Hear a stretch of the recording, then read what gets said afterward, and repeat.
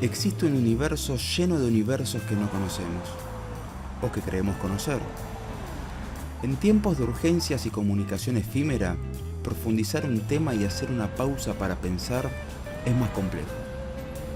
Entender lo complejo es la tarea necesaria para mirar con claridad lo que está por venir y aquello que nos rodea en un presente que aún no comprendemos, porque es más complejo. Bienvenidos una vez más a Es Más Complejo, este programa del canal de la ciudad en el que abordamos casi todos, digo casi porque siempre surge algún tema nuevo, esos temas que forman parte de nuestra vida diaria, aunque no les prestemos atención, o que sí le prestamos atención, pero nos cuesta dilucidar qué hay detrás de eso. Hoy nos vamos a meter con un tema que acompaña a la humanidad desde que el primer homínido levantó los puños del piso. Estamos hablando de discapacidades. Es un tema que puede parecer de coyuntura, pero debería ser siempre de coyuntura. Es un tema que no debería formar parte de nuestra cotidianeidad porque debería formar parte de la agenda permanente, principalmente porque nadie está librado de la posibilidad de algún día tener algún tipo de discapacidad física o mental, sino también porque se cuestionan los números, se cuestionan de un lado, se cuestionan del otro, y en momentos de crisis económica, que no es solamente Argentina, por lo general las cuestiones de gastos del Estado incluyen, obviamente, los gastos en discapacidades. Gastos, y le vamos a poner unas enormes comillas que después vamos a ir desgranando un poquito. De entrada tenemos una discusión que se ha repetido muchas veces en Argentina desde la postura de un mito, ¿no? En la Argentina tenemos más de 1 millón de discapacitados sin haber tenido ninguna guerra, o que hemos crecido el número de discapacitados desde un marginal 100.000, 115.000 a más de 1 millón sin haber atravesado ninguna guerra. O que en Chile son 0,9 y se van mezclando los datos en base a nada, en base a los datos de cuántas pensiones se pagan por discapacidad. En realidad son 1,9 millones, no son más de 1 millón, están más cerca de los 2 millones, el número de pensiones o algún tipo de beneficio que otorga el Estado a una persona con discapacidad o por decantación a su tutor. Ahora, si el censo de la Argentina en el que se midió la discapacidad, que es el censo del 2010, dijo que hay un 12% de la población argentina, 1,9 no es el 12% de nuestra población. No sé si ahí ya no encuentran un pequeño problema a la hora de argumentar. Son casi 6 millones de personas. 12% son casi 6 millones de personas. 5,7 millones de personas si tomamos la encuesta permanente que dice que hoy somos 47 millones de argentinos. Y no hay 5,7 millones de personas que reciban una pensión del Estado. Y sí, no hubo ninguna guerra en la Argentina para justificar 5,7 millones de personas. No es la justificación. El 12% está en el estándar mundial de cualquier país que haya medido lo mismo. Hay cerca de una persona cada 10 que tiene algún tipo de discapacidad de nacimiento, congénita o adquirida a lo largo de su vida. Entonces empezamos a discutir de otra forma. ¿El Estado le falta reconocer a 5,7 millones de personas? No. Tampoco creo que 1,9 millones sea el número total de personas que necesiten recibir algún tipo de prestación. Ahora, también es cierto que el 80% de las personas con discapacidad no reciben contraprestaciones del Estado. Algunos ni siquiera han tramitado el certificado único de discapacidad. No lo han tramitado siquiera. Hay infinidad de motivos, porque no lo necesitan, dada su postura económica, o por el tipo de discapacidad que tienen, creen no necesitarlo, o por el momento no les hace falta. También existe la posibilidad de incapacidad de acceder a ese derecho, que es cuando uno no sabe que tiene un derecho o cuando uno no sabe cómo tramitarlo. Entonces, también tenemos que tomar con pinzas ese 1,9 millones, no a la baja, sino al alza. O sea, sí, ahí debería revisarse cuántas personas de ese, vamos a rondear, de esos 2 millones, necesitan sí o sí una pensión, bueno, se puede controlar, se puede revisar. Lo que sí me llama la atención es que de los otros casi 4 millones de personas con algún tipo de discapacidad, nadie necesita el certificado. Es un poco, o alguna contraprestación, es un poco em, sospechoso, por decirlo, simplemente con fines estadísticos y regla de tres simple. Em, Decía que la mayoría de las personas en Argentina no han tramitado el certificado único de discapacidad, pero también hay que tener en cuenta que esa percepción que tenemos del aumento de las personas con discapacidad se debe también a una modificación en la metodología de medición. Es algo que hemos visto también cuando hablamos de cualquier tipo de enfermedad que los críticos ponen como, ah, se puso de moda hablar de esto, se puso de moda. No había, ¿por qué no había tantos celíacos cuando yo era chico? Porque no se medía de la misma forma, porque no estaban las herramientas. ¿Por qué no había tantos autistas cuando era chico? Porque no se detectaba a tiempo. Em, es una realidad, pero palpable. No hay que recurrir a teorías conspirativas para darse cuenta que hay muchas cosas que cuando éramos chicos no se conocían y que hoy se conocen. Del mismo modo pasaba con nuestros abuelos o con nuestros padres. Hay realidades de nuestros abuelos que hoy no son la normalidad y puedo ir a algo muy puntual. En la década del 50, entre la década del 40 y 50, hubo una epidemia de poliomielitis a través de todo el mundo y los niños que fueron alcanzados por la polio y los discapacitó, llegaron a estar discapacitados de la cintura para abajo, esas personas eran marginadas de la vida pública. No recibían educación, si no tenían enormes recursos la familia, no recibían educación y formaban parte toda su vida a cargo de algún hermano cuando los padres ya no estaban más. Así que los tiempos cambian, las formas de medir cambian, y en el año 2001, cuando cambió la metodología, el siguiente censo, el censo del 2001 ya había pasado, el siguiente censo, que fue en el 2010, se hizo esta medición y por primera vez tuvimos un panorama distinto, un panorama de el 12% de la población argentina. También ha avanzado la neurociencia. Recién hablamos del caso de las personas que están dentro del espectro de la condición autista. Es enorme el espectro y hay personas que van a necesitar más ayuda, más asistencia en etapas tempranas de su vida y va a haber personas que no la van a necesitar en su vida o que por ahí no se enteraron hasta llegar, bien entrada a la vida adulta de que tenían algún grado de Asperger o cosas que formen parte del mismo espectro. No todo es blanco o negro y no hay una línea fronteriza que diga a partir de acá son todos de determinada forma. Ahora, esto no quita que, obviamente, hubo informes que surgieron de algunas localidades en la Argentina donde sí, o sea, si tenés más personas con discapacidad que habitantes, podemos llegar a sospechar que hay algo que fue mal otorgado, mal manejado.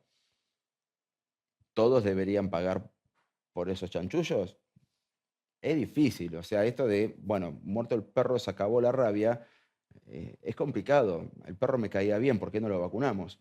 Es algo que a mí en lo particular me excede. Decir, bueno, esto no tenemos forma de que funcione bien, bajemos la persiana, no funciona más. Es bastante complicado. O sea, creer que no se pueden manejar las cosas de forma correcta, que no hay métodos de poder auditar como corresponde, de poder cruzar las cosas. Sobre todo porque si yo bajo la persiana y digo, hasta acá llegamos, listo, se acabó esta ventana, no hay más corrupción, todos los que se corrompieron se la llevan gratis de arriba. Eso es algo que nunca hemos hablado. Si decimos, bueno, se acabó la corrupción porque no hay más esta oficina que era tan corrupta, bueno, ¿cuáles son las consecuencias para los que consiguieron que nos hartemos y cerremos esta oficina? Así que dudo mucho que en otros países tengan ese mismo problema. Y por lo general uno apunta a países muy, muy a la vanguardia, no porque quiera alcanzarlos, ojalá pudiéramos, pero no podemos llegar de un punto -10 a la vanguardia global de cómo se maneja una política. Pero uno recurre a los países líderes de determinadas políticas para ver cómo hacen y ver qué podemos hacer para parecernos. Dudo mucho que en este país que les voy a mostrar ahora tengan algún problema con beneficios mal asignados, sobre todo con este tipo de propaganda. Miren, Así figura en la legislación islandesa y en los tratados sobre derechos humanos a los que Islandia se ha adherido. Pueden solicitar diversos tipos de servicios, incluidos los siguientes: alojamiento adecuado a su situación, asistencia domiciliaria, apoyo para los estudios y el trabajo, servicios de transporte, asistencia especial para menores y jóvenes, por ejemplo, actividades de ocio. La regla de oro de estas leyes y tratados es que todas las personas deberían tener las mismas oportunidades de desempeñar un papel en la sociedad, incluidas las personas de cualquier edad con discapacidad.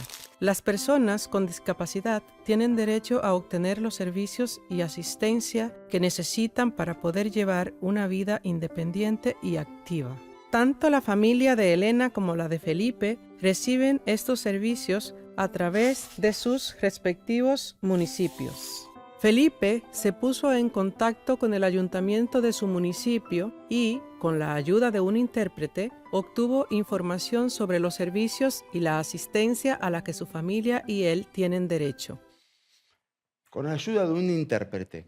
La voz que escuchan no es inteligencia artificial, es una intérprete islandesa del idioma español.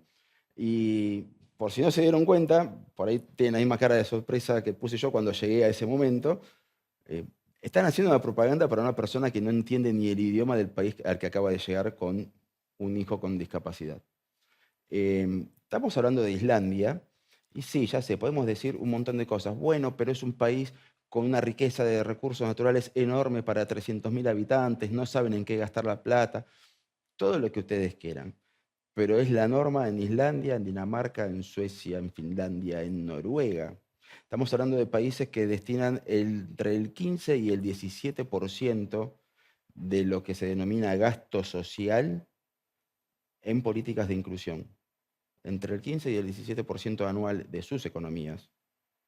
Ahora, la media de Europa es de 6,9. O sea, Europa tampoco es el paraíso, porque si tenemos 4 o 5 países que destinan más del 15 y la media de 6,9, quiere decir que hay un montón de países que destinan muchísimo menos. En la Argentina cuesta encontrar el dato de cuánto es el porcentaje del gasto social destinado a discapacidad por varios motivos. Primero, porque llevamos varios periodos con un presupuesto prorrogado, entonces cuesta encontrar el dato concreto.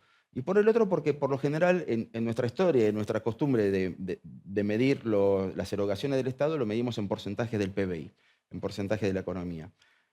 Acá estamos hablando de porcentaje del gasto que se va a destinar a distintas pensiones, en el caso de Islandia, y cuál es el porcentaje que va a inclusión por discapacidad.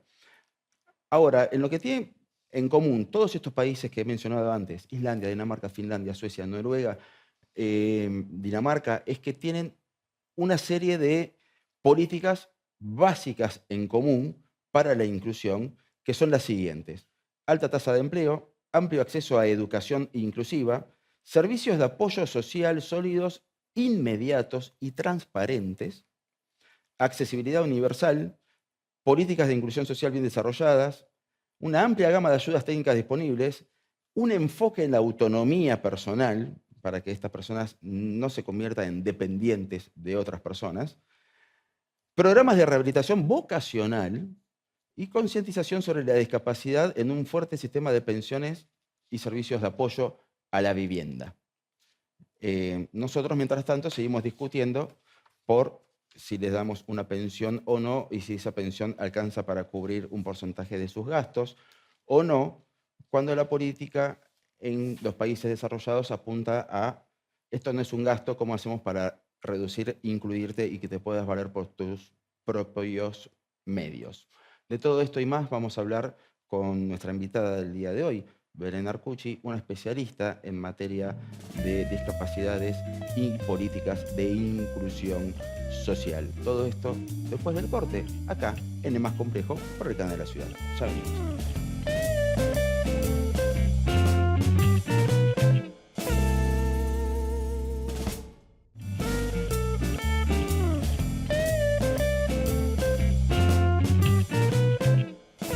Bien, seguimos en Es Más Complejo, ya en nuestro segundo bloque, el bloque de la entrevista. Ya le doy la bienvenida a Belén Arcucci. Gracias por sumarte a este tema que, bueno, como su nombre lo indica, hoy sí es bastante más complejo. Te presentamos del siguiente modo, de forma más correcta. Belén Arcucci es licenciada en Ciencias Políticas, es magíster en Políticas Públicas, es magíster en Gobernanza y Derechos Humanos, y es coordinadora del programa de derechos de las personas con discapacidad en la Asociación Civil por la Igualdad y la Justicia, ACIJ. Belén, nuevamente gracias. Preguntarte cuál es el panorama de la Argentina en el abordaje de las discapacidades, si hay una forma de resumirlo en comparación con nosotros mismos en otros periodos. ¿Estamos mejor? ¿Estamos peor? Bueno, primero muchas gracias por la invitación y por abordar este tema también que muchas veces en la agenda pública solo se vincula con urgencias o con la coyuntura y nunca en profundidad, ¿no? Y bueno, en relación con tu pregunta, creo que podemos decir que Argentina tiene deudas históricas con las personas con discapacidad, que no son nuevas, que vienen desde hace mucho tiempo, que quizás se profundizan en determinados momentos, también por la coyuntura económica, la coyuntura social, en donde siempre las personas con discapacidad son un colectivo especialmente vulnerabilizado, justamente. Entonces, eso, las deudas son históricas porque persisten muchas barreras para que puedan disfrutar de una vida plena en igualdad de condiciones que todas las personas. Y deudas muy vinculadas también a las barreras culturales y a los estereotipos que todavía siguen muy presentes en la mirada de las personas con discapacidad, que hacen que cueste mucho que avancen muchas políticas, muchas medidas y un cambio cultural profundo, ¿no? Así que sí, te diría que tenemos deudas profundas con el colectivo. Ahora, en cuestiones de comparativas de números, tenemos, por un lado, esa frase que se repite y se recontrarrepite de en la Argentina pasamos a tener más de 1,5 millones de discapacitados sin haber tenido una guerra o cosas por el estilo. Y después vamos al censo y el censo te dice que en realidad son más el porcentaje de personas que tienen algún tipo de discapacidad en la Argentina. Entonces la pregunta es, ¿nos quedamos cortos en la cantidad de personas que deben recibir algún tipo de protección o ayuda del Estado? ¿O no toda persona que tiene algún tipo de discapacidad necesita ayuda del Estado? Bien, bueno, como vos decís, hay mucha confusión en cuanto a los números, se han dicho muchas cosas vinculadas a la cantidad de pensiones, por ejemplo, confundiendo la cantidad de pensiones que cobran las personas con discapacidad en Argentina con el número de personas con discapacidad. Pero cuando miramos las cifras, como vos decís, en el censo, en el 2022, no, en el anterior, en el del 2010, se preguntó la incidencia de la discapacidad en la población. Es decir, a todas las personas se les preguntó si tenían determinadas dificultades, que es la medición estándar de la discapacidad en el mundo. Ese censo nos dio que es el 12,9% de la población del país la que tiene alguna discapacidad. Esto es bastante acorde con cifras mundiales de la discapacidad. Hoy, por ejemplo, la Organización Mundial de la Salud habla de un 15% de la población mundial con discapacidad. Es decir, estamos en estándares incluso un poquito más bajos que los del mundo en general. No es un estándar extraño, ni sobresale del resto de los países. Eso aplicado a la población actual sí nos da casi cerca de 6 millones de personas que en Argentina tienen alguna discapacidad. Después tenemos las personas que tienen el certificado único de discapacidad, que son las personas que hacen un trámite, que es ir a una junta evaluadora y pedir el certificado de discapacidad que te da determinados derechos a algunas prestaciones. Creo que la última cifra, que bueno, no está publicada hace bastante tiempo, pero es cerca de 1.900.000 personas las que tienen el certificado de discapacidad. Que ahí hablamos de una brecha, ¿no? Y de una deuda entre la cantidad de personas que declara tener alguna discapacidad y los que acceden a este certificado. Y después, por otro lado, tenemos el número de pensiones que se llaman por invalidez laboral. Nosotros siempre resaltamos que están mal llamadas de esa forma porque no hay personas válidas o inválidas. Y este número de pensiones para junio de este año era de 1.180.000 pensiones. Luego, bueno, vinieron las suspensiones, así que hoy es un poco más bajo ese número. Pero para recibir la pensión tampoco es requisito tener el certificado único de discapacidad. Entonces también es un número distinto. Ya los datos. Exacto. Pero si pensamos en esto, en que la población con discapacidad según el censo son 6 millones de personas y es más o menos acorde a lo que la media mundial nos dice, Hay muchas personas que todavía, de hecho, deberían tener un certificado, deberían tener acceso a una prestación y hoy no la tienen. ¿De qué hablamos entonces? O sea, ¿cuál sería la definición de una persona con discapacidad? Bueno, está muy buena esa pregunta porque justamente desde el modelo, desde el paradigma en donde uno define la discapacidad, va a depender mucho de justamente las obligaciones del Estado y las políticas públicas que se implementen, ¿no? Desde, bueno, distintos teóricos y sociólogos que analizaron mucho el tema de la discapacidad, hacen un abordaje desde 3 enfoques, desde donde históricamente se fue definiendo la discapacidad. Bueno, hay un modelo que se llama modelo de prescindencia, que es el de la antigüedad, en donde la discapacidad era vista como una consecuencia de un castigo divino, etc. Entonces, bajo este modelo, las personas con discapacidad directamente eran o marginadas o incluso eliminadas físicamente. Esta idea de la eugenesia, ¿no? Del exterminio físico de las personas con discapacidad. Porque se entendía que no tenían absolutamente nada que aportar, ¿no? Entonces, si definís a la discapacidad como un castigo divino o religioso, bueno, las consecuencias eran esas. Por suerte, bueno, este paradigma evolucionó, sobre todo después de la Primera Guerra Mundial, etc., y se empieza a definir la discapacidad como una característica individual vinculada a una condición médica. Es decir, tenés determinada condición médica que a vos te hace tener menos capacidad o ser una persona discapacitada, como se nombraba, ¿no?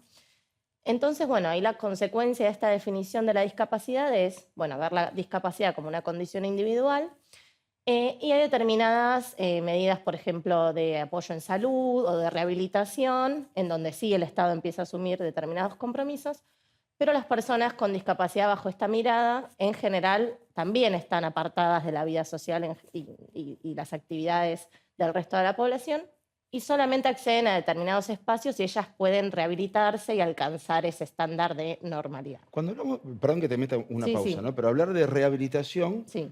suena a, en el mundo de lo que podemos, de los legos médicos, ¿no? De lo que Ujú, vemos de afuera, a, bueno, puede rehabilitarse, quiere decir que puede, esa discapacidad física, puedo ujú. imaginar enseguida, bueno, puede ser rehabilitada y volver a la vida normal.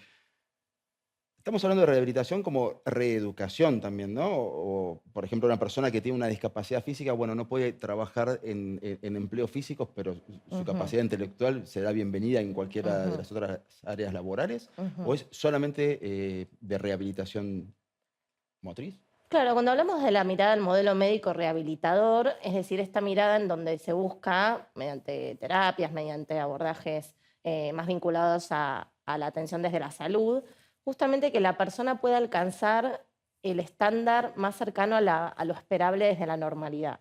Que muchas veces hay condiciones de salud que pueden mejorarse con terapias, con tratamientos, y eso obviamente está buenísimo, pero siempre se ve justamente la falta de la persona con discapacidad, ¿no? Siempre tiene que intentar superar de alguna forma esa característica o condición individual que esa persona tiene. Por eso hablamos como de rehabilitación desde tanto física, intelectual, psicosocial, o sea, siempre se trata de que la persona supere de alguna forma su diagnóstico, su característica individual para adaptarse a la sociedad. Y esto es muy distinto justamente de la mirada del modelo social, que es la más reciente sobre la que se define la discapacidad, que es el resultado de la propia lucha de las personas con discapacidad y el propio movimiento de personas con discapacidad que empezó a movilizarse justamente contra esta mirada más médica o más individual. Y desde la definición, desde el modelo social, la discapacidad se define como la interacción entre las características individuales y las barreras del entorno, es decir, las barreras sociales, culturales, físicas, actitudinales, que hacen que esas personas no puedan participar en igualdad de condiciones.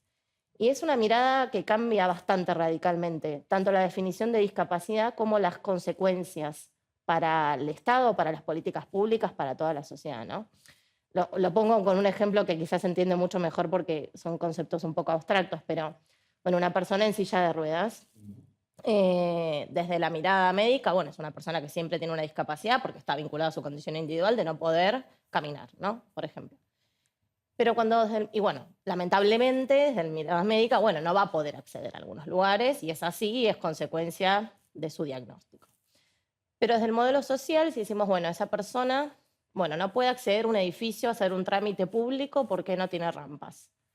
Bueno, que esa persona no pueda acceder a ese edificio no es consecuencia de su característica individual únicamente, es consecuencia de que ese edificio no es No es accesible. accesible. Entonces la discapacidad nace ahí, nace en esa interacción entre sus características individuales, pero un entorno que hace que esa persona no pueda participar, ¿no? Y esto es muy frecuente porque el mundo en general en el que vivimos fue construido pensando en determinadas personas, en determinado perfil de ser humano, con una idea de normalidad, ¿no? Que siempre la pongo entre comillas porque, bueno, la cuestionamos también, ¿no? Entonces, bajo esos estándares de presunta normalidad, hay un montón de gente que se queda afuera y justamente cuando miramos la discapacidad desde este punto y desde esta mirada, bueno, lo que tiene que transformarse es el entorno, ¿no?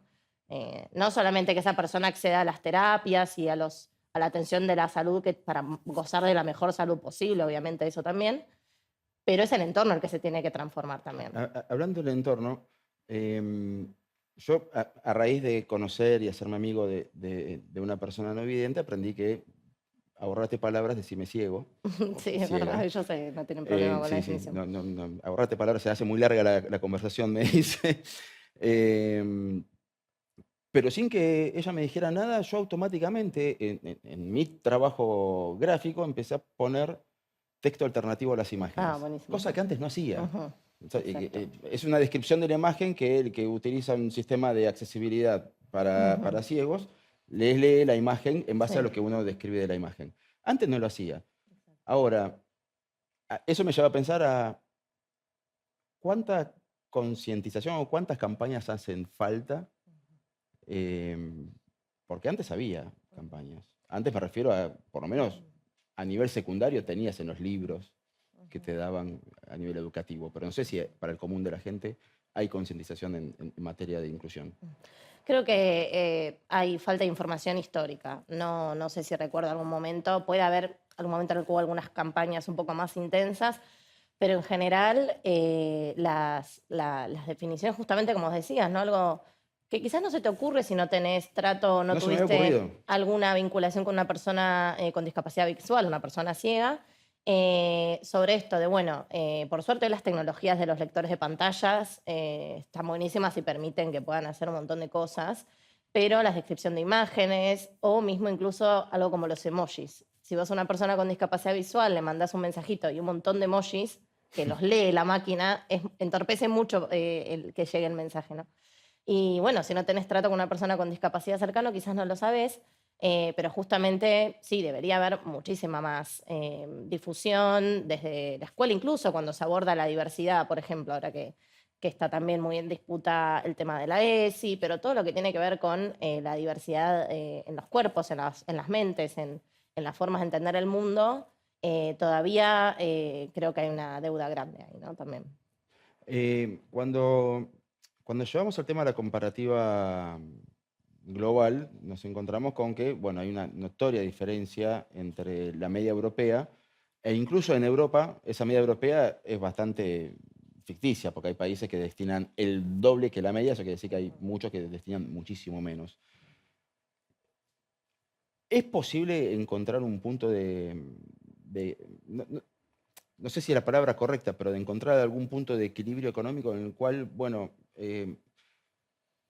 esto vuelve, o sea, es una forma de explicarlo. No toda persona con discapacidad, de hecho son muy poquitos los que tienen discapacidad que los imposibilita a trabajar, ¿no? O sea, pueden trabajar y en todo caso ese apoyo es una inversión a futuro que termina volviendo. Claro, exacto. Lo que nosotros decíamos vinculado a lo que mencionaba de que la definición de pensiones, ¿no? Que hoy en realidad el mayor gasto público en Argentina en materia de discapacidad son las pensiones, estas que se denominan por invalidez laboral. Porque como parte Vos de las dijiste que no deudas, correspondía, ¿cuál sería el exacto. término? Y en realidad, bueno, no desde la perspectiva del modelo social que mencionaba antes, no existen personas válidas o Ujú. inválidas. Por el contrario, todas las personas deberían poder trabajar, acceder al mercado laboral, a la educación, si se mejoran justamente las condiciones del entorno, la accesibilidad, si se derriban las barreras, si esa persona tiene apoyos.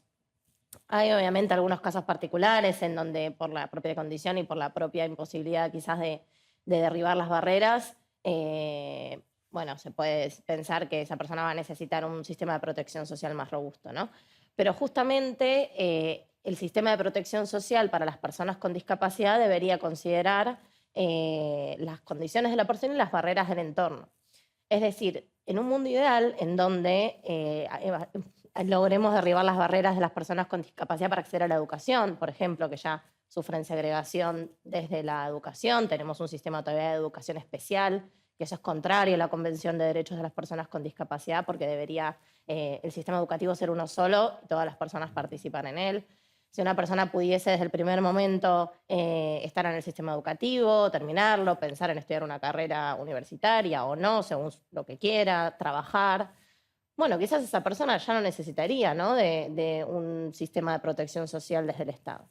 Sin embargo, también hay que tener en cuenta que las personas con discapacidad tienen gastos también más altos, ¿no?, que el resto de la población, porque sale más caro algunos servicios, por ejemplo, la obra social o la prepaga les sale más caro, o incluso el transporte, porque el transporte no es accesible, se les genera un gasto en tener que contratar un transporte individual. Y bueno, necesitan otros gastos que las otras personas no tenemos, por ejemplo, un apoyo, un asistente y otras cuestiones, ¿no? Entonces, por un lado, el Estado siempre debería hacerse cargo de estos gastos adicionales y debería generar las condiciones para que esa persona no necesite que le dé un ingreso. Pero, dado que tenemos deudas históricas, estructurales, que hacen que hoy muchas personas, por su discapacidad, estén excluidas del mercado laboral y no reciban ningún ingreso, bueno, es una obligación del Estado compensar esas barreras, ¿no? Entonces, de alguna forma, el Estado ahí está asumiendo su propia falla o que falló en su obligación de que esa persona tenga todas las características y todo lo que necesita para incluirse plenamente y, bueno, por eso debe compensar esos gastos, ¿no? Hay distintas ventanas que se abren. Hay una que no me quiero olvidar, así que voy a dejar acá apoyado el tema de la diferencia entre vivir en una urbe, una gran urbe, y vivir en territorios rurales o alejados de los grandes polos urbanos.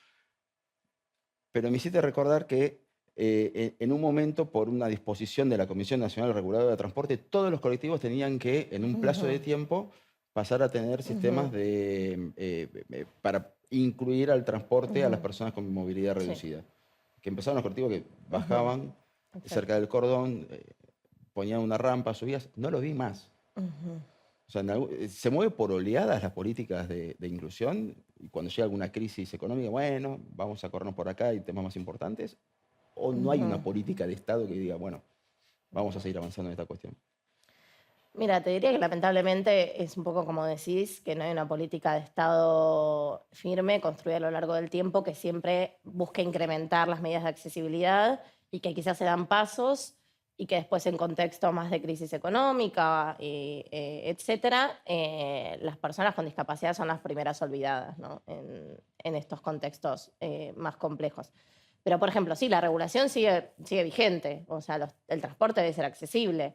¿Qué pasa? Bueno, el colectivo no le anda la rampa, no se acerca igualmente al cordón, entonces, bueno, no puede subir la persona. O viene Los con muchos subtes, pasajeros. o viene con muchos pasajeros y no entra a la silla de ruedas. Los subtes en la Ciudad de Buenos Aires, muchos no tienen ni ascensor y muchos ni funciona.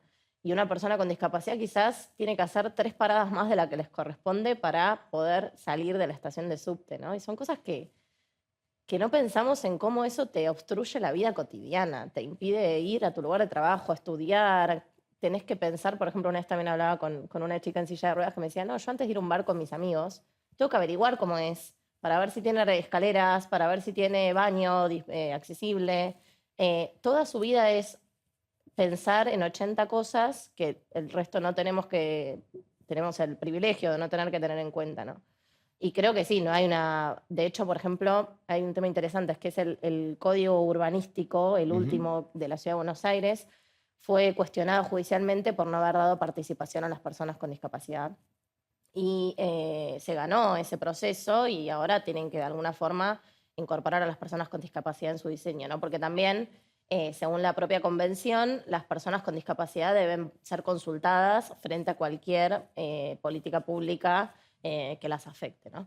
Y bueno, eso tampoco lamentablemente se cumple y eso se refleja, ¿no?, en las decisiones de política pública que se toman, dado que al no estar esta mirada que decíamos de las personas con discapacidad, que el resto de las personas no tenemos y no entendemos y no terminamos de comprender el alcance de las barreras y las dificultades que enfrentan, bueno, hace que las políticas no tengan esta mirada también, ¿no? Ahora, así todo, comparando con lo que era la ciudad hace, cuando yo era chico, ponele, Ujú, bueno, vemos más cantidad de rampas ujú, en cada esquina, las líneas amarillas con relieves, ujú, que por ahí muchos no sabíamos al principio para qué eran, ujú. para avisarle a Sí. la persona ciega que se está acercando a un cordón, o las líneas en el subte, para no tener que depender tanto Ujú, de levantar el bastón y esperar que alguien te vea y se te acerque. ujú, ¿Cuál es el panorama para el que no vive en la ciudad? ujú, Para el que no vive cerca de una ciudad donde, bueno, a veces menos, a veces normal, se ujú. contemplan esas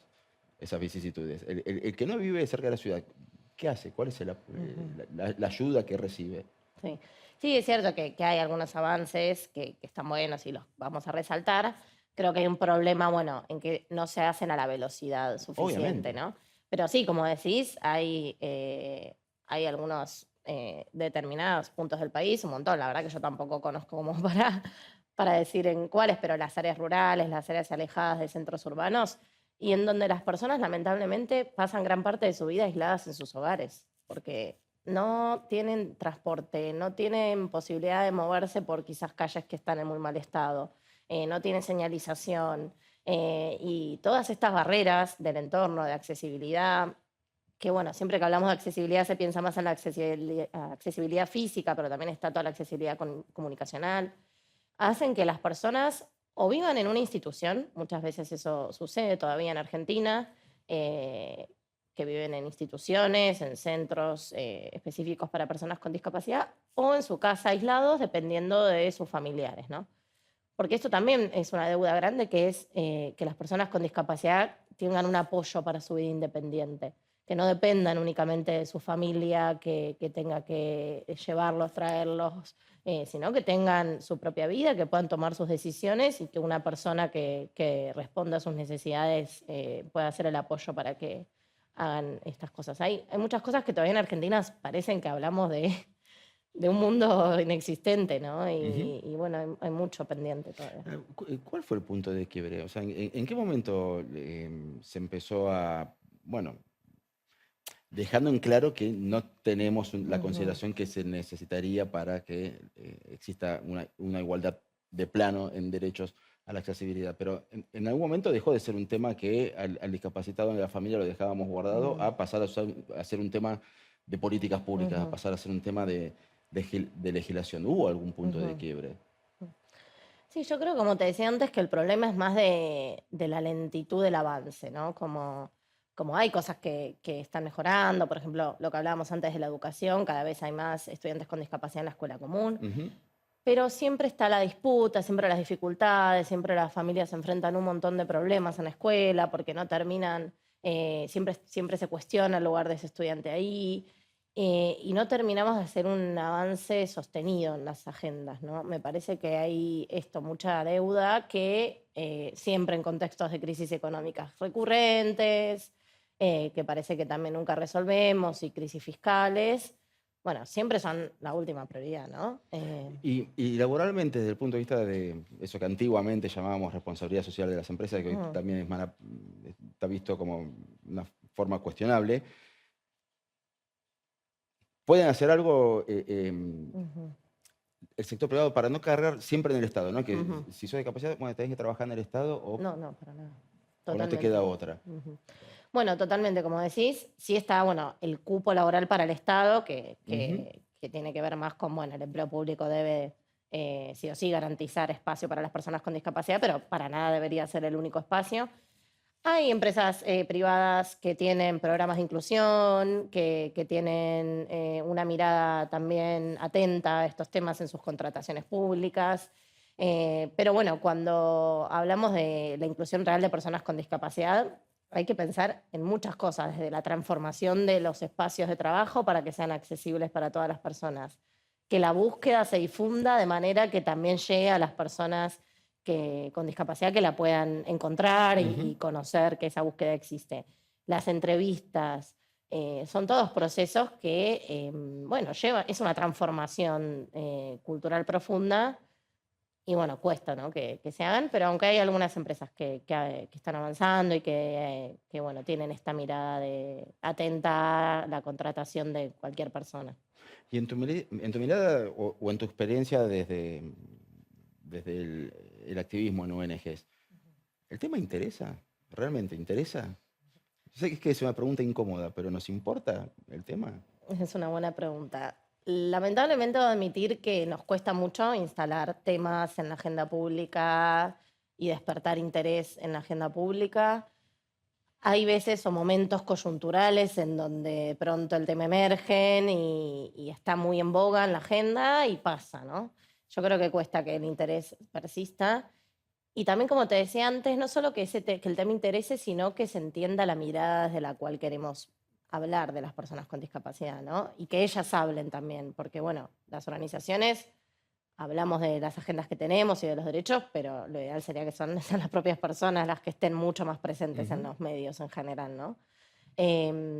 Y siempre en general la mirada mediática o cuando surge el tema suele caer mucho también en la mirada asistencialista o del pobrecito, del Ujú. padecimiento de la discapacidad y como, voy a ser muy sincera, pero te llaman y te dicen, bueno, quiero hablar de tal tema, pero también buscamos un caso y que sea súper lastimoso y del sufrimiento, que ver, es cierto que justamente por las barreras El para show la de la persona a noticia. persona y la familia, claro, genera muchas veces un sufrimiento, ¿no? La discapacidad, pero es mucho más que eso.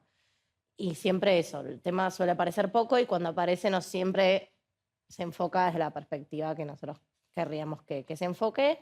Y esta, la propia presencia de personas con discapacidad en la agenda y en los medios todavía es muy poca.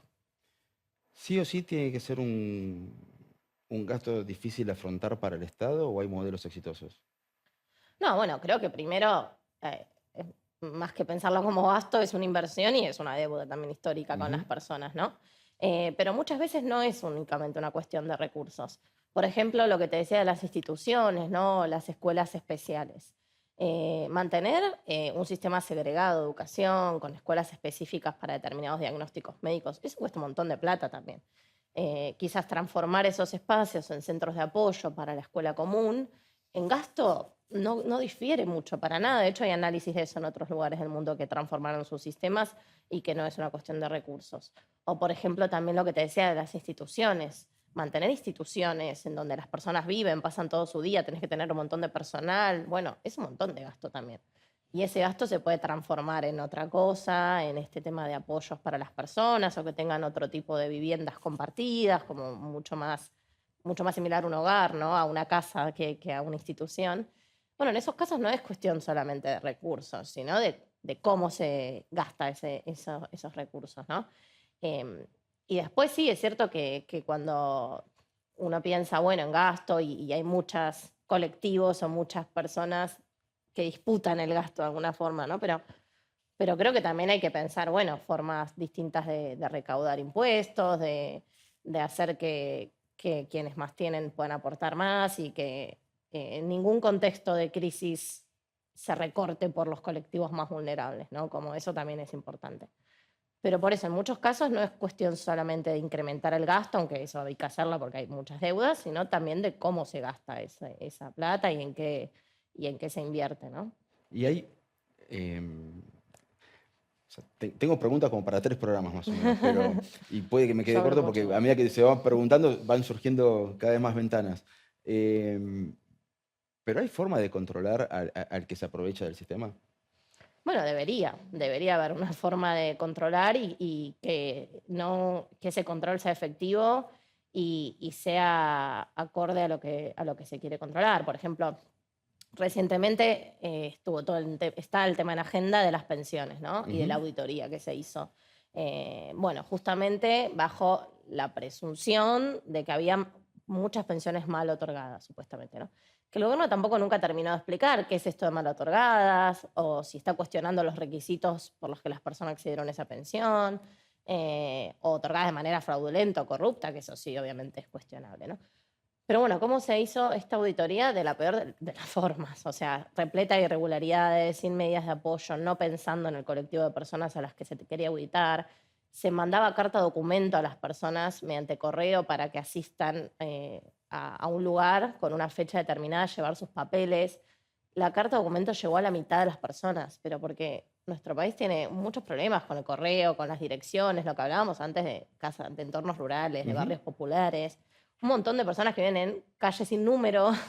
Bueno, y este proceso de auditoría es totalmente irregular y no cumple ese requisito, ¿no? Pero claramente que se puede hacer un buen control y que el Estado debe hacer un buen control de que los recursos vayan a quienes lo necesitan, ¿no? Eso sí, seguro. Bueno, Belén, nos quedamos sin tiempo. Tenemos material para 3 programas más. Podemos poner Perfecto, la cuando firma. quieran. Pero bueno, antes de despedirte, nuevamente agradecerte. No, gracias a ustedes. em, ha sido muy clara en poner un poco de luz sobre un tema que, bueno, ojalá se mantuviera en la agenda de forma permanente, Ojalá. lo cual no quiere decir que tengamos que hablar todo el tiempo, sino que Ujú. sepamos que está ahí. Exacto. Y sí, que en cualquier tema esté presente la mirada de las personas con discapacidad, ¿no? Muchas gracias. No. Belén Arcucci pasó por El Más Complejo y nosotros vamos a un pequeño corte y enseguida volvemos con los últimos minutitos de la misión de hoy. Ya venimos.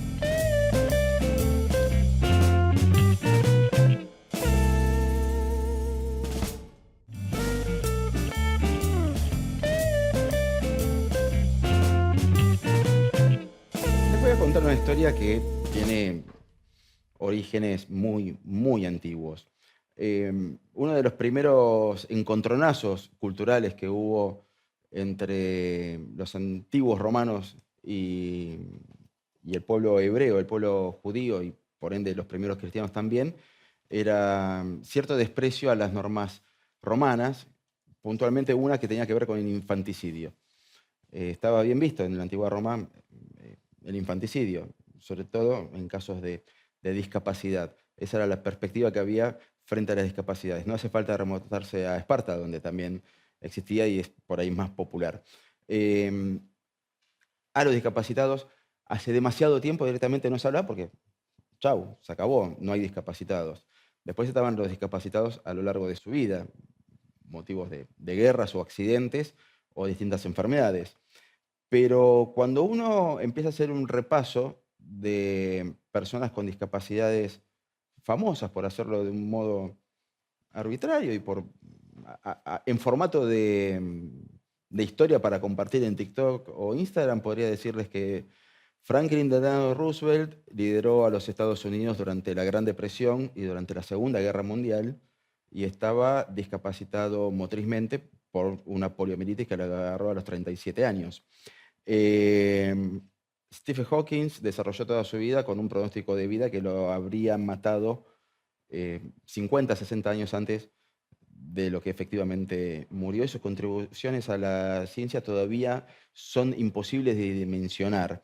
Viniendo un poquito más acá en el tiempo y más para la Argentina, Martín Caparrós sigue escribiendo, a pesar de su diagnóstico de esclerosis lateral amiotrófica, y Borges fue Borges siendo ciego. ¿Qué tienen en común todos ellos? Recursos económicos que le permitieron adaptarse y adoptar una vida para la cual el resto del mundo hoy, por ahí hay un poquito más de espacio, pero no es lo mismo. No es lo mismo. ¿Tenemos grandes discapacitados muy famosos en la historia? Sí. Saber que lo fueron porque pudieron trascender a su discapacidad es una gran forma de verlo, como también lo es que y la familia Roosevelt era la familia más rica de los Estados Unidos, o que Borges su ceguera la agarró lo suficientemente grande y tenía un pasar económico medianamente llevadero como para poder readaptarse, como para poder llevar adelante una vida con total normalidad. No todos somos Borges, no todos somos Caparrós, no todos tenemos el liderazgo de Roosevelt, pero todos nos merecemos la igualdad de oportunidades, porque no llegaron a ser quienes fueron por su discapacidad, llegaron a ser quienes fueron por quienes eran cuando la discapacidad se corría del camino y podían avanzar en lo que ellos quisieron hacer. Mi nombre es Nicolás Luca, hoy es más complejo, muy cargado, y este es el canal de la ciudad. Los espero en nuestra próxima emisión con un nuevo tema que por lo menos nos va a hacer pensar bastante. Hasta la próxima.